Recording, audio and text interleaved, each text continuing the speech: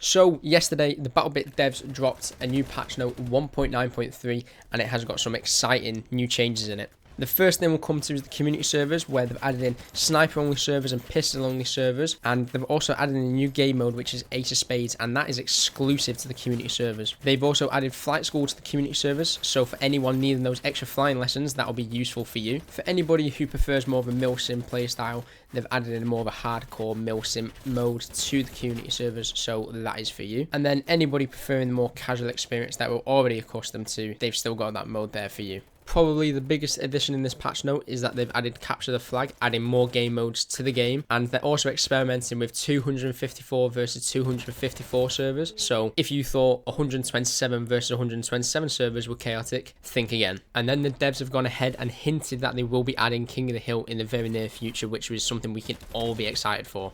The Mulcher Island's got a makeover. It now has 6 objectives, and each objective favours different playstyles and different classifications. Objective A is a port, which is favouring amphibious assaults, and then also lots of high ground for snipers, and then in between the containers, lots of close quarter combat for any infantry. Objective B, C and D are all going to favour the same playstyle, with it being close quarter combat and a lot of grenades. B is hosted within a bunker, so nades are definitely going to be a must for that. C and D are very similar in the fact that they're both in urban environments. C is hosted within a city and D is hosted within a village. Both of these objectives are going to be very fun to play, as I'm sure there's going to be a lot of advantage points for nades and cheeky little shots through corners and things like that.